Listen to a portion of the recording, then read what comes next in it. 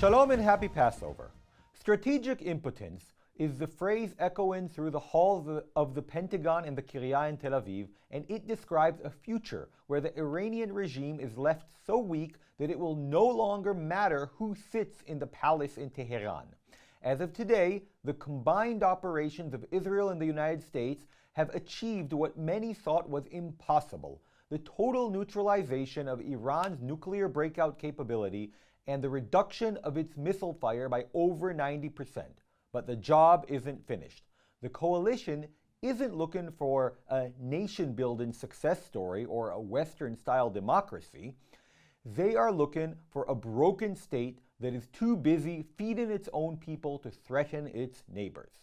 With the Strait of Hormuz still haunted by asymmetric mines and drones, President Trump has signaled that economic finality is the next step if the regime doesn't capitulate by tomorrow. The oil terminals of Karg Island will become the next targets of a campaign of systematic termination. We're breaking down the regional shift from the security zone in southern Lebanon to the recall of foreign proxies like the Iraqi PMF, and explaining why this conflict is the final nail in the coffin of Iranian regional influence. The joint military operations conducted by Israel and the United States, known respectively as Operation Roaring Lion and Operation Epic Fury, represent a fundamental and irreversible shift in Middle Eastern geopolitics. As of today, the conflict has moved beyond a campaign of containment and into a phase of systematic dismantling.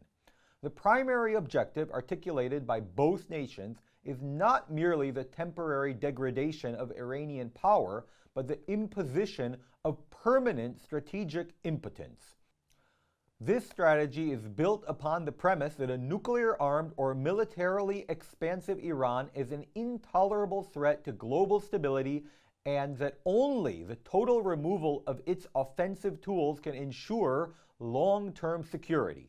The coalition's doctrine has transitioned from proportional response to systematic termination, ensuring that the infrastructure of the Islamic Republic cannot be rebuilt within this generation. The foundational goal of both Israel and the United States is the absolute neutralization of Iran's nuclear program. This objective has been pursued through a series of high-intensity strikes that reached a crescendo during the 12-day war of June and continued into the present spring offensive. Unlike previous efforts that targeted only surface infrastructure, recent operations have utilized heavy precision-guided munitions and specialized bunker-busting technology to collapse hardened underground facilities at sites such as Fordo, Nantaz, and Arak. The intent is to make these facilities physically inaccessible and economically irrecoverable by collapsing the very geological structures housing the centrifuges. Israeli leadership has specifically emphasized that the goal includes the neutralization of the human capital behind the project, a policy reflected in the reported deaths of high-ranking nuclear scientists and IRGC technical directors. By early April, the U.S. Department of War and the Israeli Military of Defense have indicated that Iran's breakout capability has been effectively terminated, with enrichment activities brought to a complete standstill and stockpiles of enriched uranium either destroyed or secured by specialized ground units. A secondary but equally critical objective is the destruction of Iran's ballistic missiles and drone industries. The coalition has moved from a find and fix missions against active launch sites to a find, fix, and finish strategy targeting the entire industrial base. This involved the systemic bombing of steel plants, carbon fiber production facilities, and specialized electronics factories that comprise the backbone of the IRGC weapons programs. By destroying the means of production, such as the lasers and casting molds, the U.S. and Israel aim to ensure that Iran cannot replenish its stocks even after the fighting stops. Operations like the destruction of the Bilejan Bridge and other key logistical nodes were designed to trap mobile missile launchers in the interior, far from the coastal launch points, allowing coalition air power to pick them off at will. Reports suggest that Iranian missile fire has been reduced by 90% from peak levels, indicating the success of this industrial-scale degradation. The missile-free zone now extends across most of western Iran. The Maritime front, centered on the Straits of Hormuz, has become the focal point of the current economic struggle. The United States has officially declared the Iranian Navy to be annihilated, following 5 weeks of intense naval and air operations that saw the sinking of every major surface vessel and the destruction of the IRGC's swarm fleet. However, the regime has continued to exert influence through asymmetric means, such as the deployment of advanced naval mines and the use of shore-based suicide drones launched from camouflaged mountain positions. This has led to a closure of the straits for most Western commercial vessels, driving the global oil prices to record highs and causing significant economic tremors. In response, President Trump issued a final ultimatum set to expire tonight. The U.S. has threatened to pivot its targets from military assets to Iran's entire energy infrastructure, refineries, pumping stations, and the Karg Island terminal, if the straits is not fully and unconditionally reopened. This shift towards economic finality is intended to deprive the regime of the last remaining revenue needed to fund its internal security apparatus and its foreign proxies. Regarding the internal state of Iran, the coalition's goal of inducing regime change has seen its most significant progress with the elimination of Supreme Leader Ayatollah Khamenei. The strike, which targeted a high-level command bunker during a meeting of the Supreme National Security Council, effectively decapitated the regime's spiritual and political leadership. While the IRGC moved quickly to install Mujtaba Khamenei as a successor, the new leadership lacks the clerical legitimacy of his father and is viewed by many within the traditional establishment as a hereditary usurper.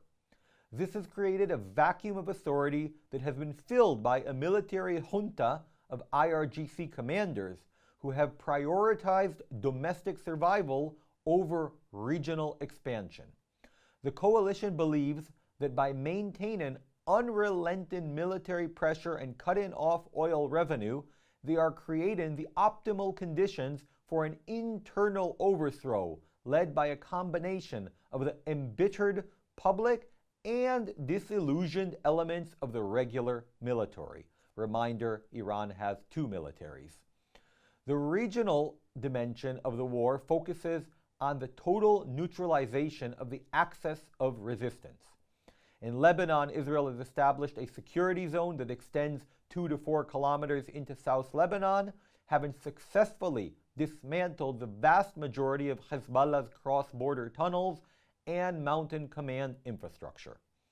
The U.S. and Israel have successfully severed the head of the snake, so to speak, by cutting off the air and land corridors through which Iran supplied its proxies in Syria and Yemen.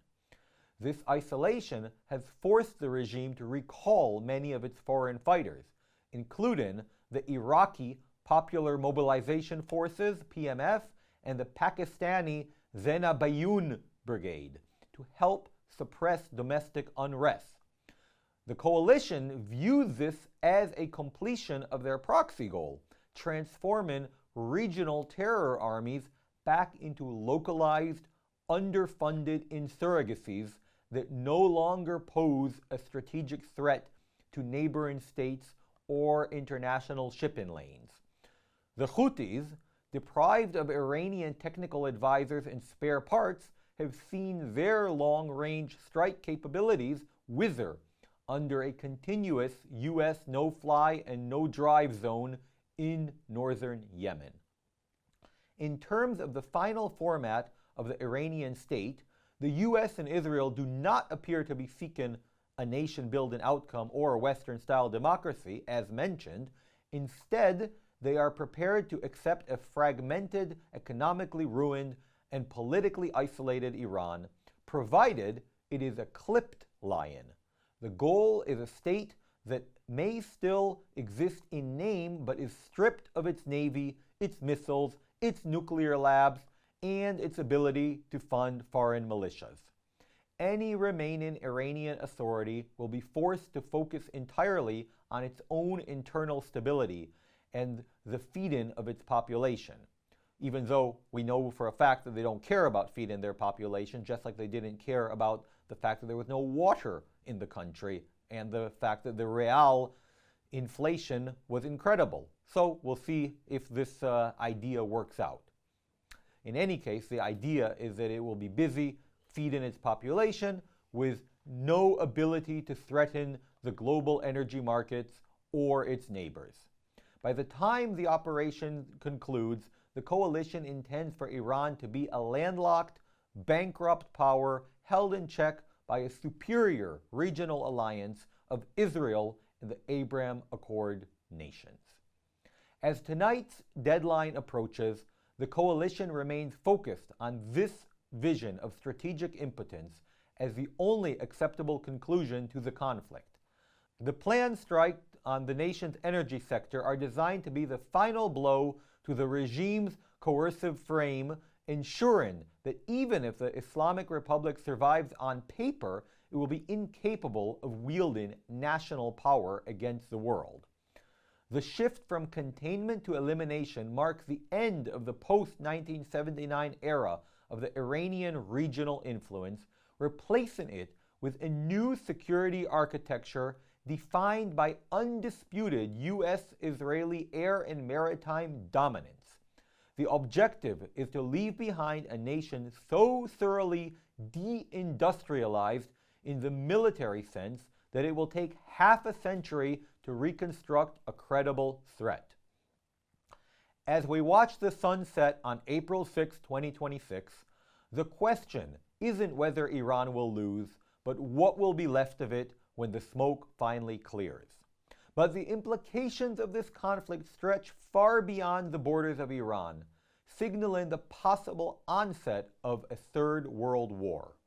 While China and Russia have provided behind-the-scenes aid to Tehran through intelligence, satellite imagery, and dual-use components, they have strategically avoided direct military intervention, opting instead to let the U.S. and Israel drain their resources in a Ukraine-style quagmire.